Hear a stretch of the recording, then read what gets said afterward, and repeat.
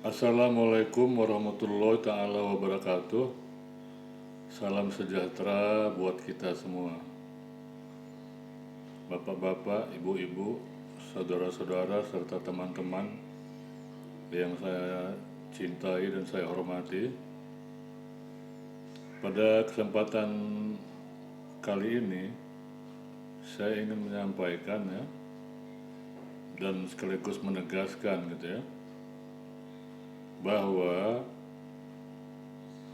tidak seluruh sensasi yang ada di tubuh itu yang muncul dari orang sakit asam lambung itu adalah sakit asam lambung Jadi harus diperhatikan juga karena pada dasarnya semua sakit yang ada pada dalaman tubuh atau organ dalam tubuh itu sensasinya mirip dan boleh dikatakan sama dengan sensasi asam lambung Jadi jangan kita tebak-tebak bahwa kita ini sudah sakit asam lambung padahal kita belum pernah periksa ke dokter ke dokter ahli penyakit dalam atau dokter yang pengalaman Karena apa? Karena jangan salah diagnosa Karena yang bisa tahu persis sakit asam lambung itu adalah dokter Kalau dokter sudah mendiagnosa bahwa kita sakit asam lambung, nah baru kita bisa meyakini bahwa kita memang sakit asam lambung Jadi ada berbagai organ dalam tubuh itu macam-macam Di sini seperti misalnya hati, kemudian limpa kemudian empedu, kemudian pankreas usus buntu. Itu semua termasuk organ dalam tubuh Dan itu kalau kena sakit organ dalam tubuh itu sakit, maka sensasinya itu boleh dikatakan mirip atau sama dengan sakit asam lambung Makanya tadi saya katakan bahwa kita harus periksa dulu sebenarnya sakit kita apa Jadi seperti misalnya sakit di empedu misalnya ada batu empedu misalnya. Itu sakitnya ulu hati sakit Ulu hati sakit. Cuman dia nggak ada mual, nggak ada muntah Kemudian perut sebelah kanan juga sakit Perut sebelah kanan sakit. Dan sebagian besar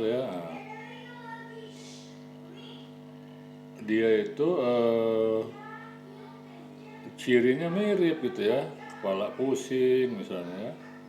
Nah, jadi kalau itu kepalanya pusing itu belum tentu karena karena dari sensasi asam lambung mungkin ada sensasi lain badan lemas misalnya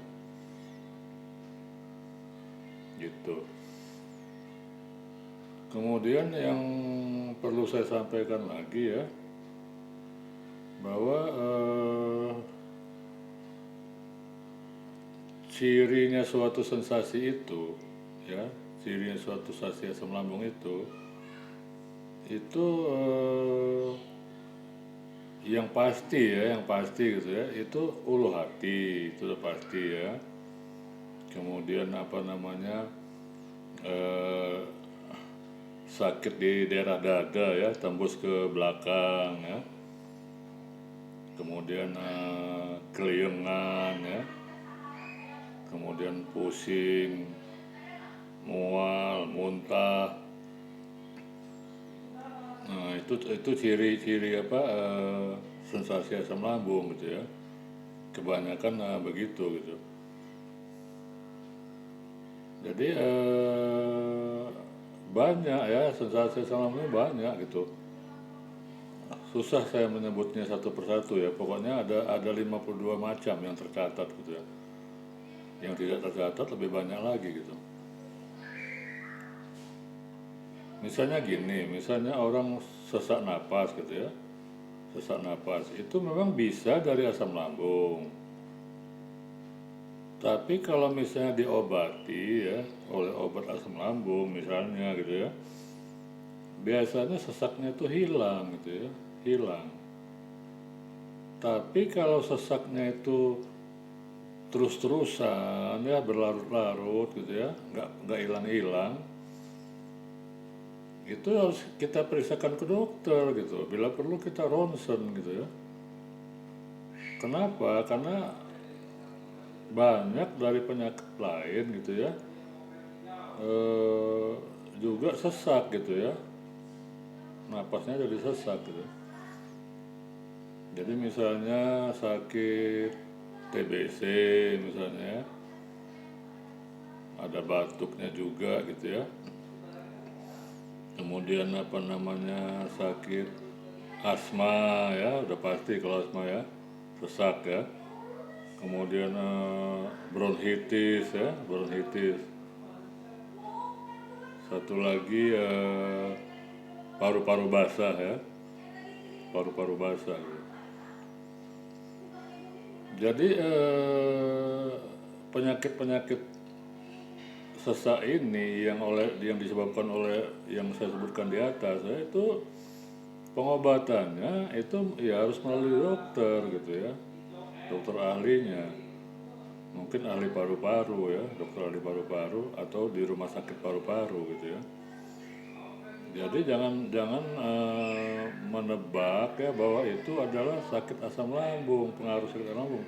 Memang betul ya, sesak itu salah satu termasuk daripada sensasi asam lambung gitu. Tapi melihat kondisinya ya, kalau sesak itu biasanya kalau sensasi asam lambung itu dia hilang timbul gitu, artinya dia bisa hilang gitu ya, tidak terus-terusan.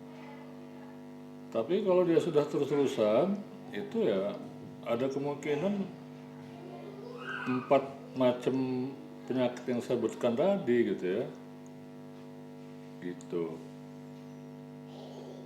Jadi maksud saya ya, saya simpulkan sekali lagi ya, bahwa tidak semua sensasi itu adalah akibat dari sakit asam lambung ya. Bisa saja itu terjadi karena penyakit lain gitu ya, yang ada di dalam organ dalam tubuh kita gitu. Kemudian juga dari penyakit yang saya sebutkan tadi ya ini apa, TBC, bronkitis, asma, paru-paru basah, itu juga menyebabkan sensasi mirip dengan asam lambung gitu loh, dengan sensasi asam lambung ya. Jadi begini ya, maksud saya ya, kita tidak boleh menebak-nebak ya bahwa sakit kita itu sakit asam lambung, jangan gitu ya. Kenapa? Karena takutnya dikasih obat asam lambung, dia mencari obat asam lambung, itu maksudnya dia nggak sembuh-sembuh gitu loh, karena penyakitnya bukan asam lambung gitu ya. Nah, jadi maksud saya ya, kalau misalnya kita mau berobat ya, sebaiknya kita datengin dokter ahlinya gitu ya. Dalam hal ini dokter spesialis penyakit dalam gitu ya, karena dia yang bisa mendiagnosa bahwa kita itu terkena sakit asam lambung gitu ya. Jangan kita tebak-tebak sendiri gitu ya, karena ya hasil diagnosa itu nanti itu bisa menentukan apakah dia betul-betul sakit asam lambung atau dia sakit yang lain gitu ya. karena sensasinya mirip gitu ya. Jadi jangan tanya-tanya sama temennya bilang kalau kita tanya, wah saya ini sakitnya ulu hati sakit ya, ini asam lambung ya. Oh iya kata temennya itu asam lambung itu. Jangan ya. Jadi harus tetap mendatangi dokter yang spesialis penyakit dalam. Jadi kalau sudah dinyatakan pasti itu kita terkena sakit asam lambung, baru kita bisa berobat dengan obat yang untuk asam lambung gitu ya. Gitu. Saya rasa itu saja yang perlu saya sampaikan pada kesempatan ini ya. Mudah-mudahan ini bisa memberikan wawasan dan manfaat gitu ya, bagi kita semua. Salam sehat dan tetap semangat. Wassalamualaikum warahmatullahi taala wabarakatuh.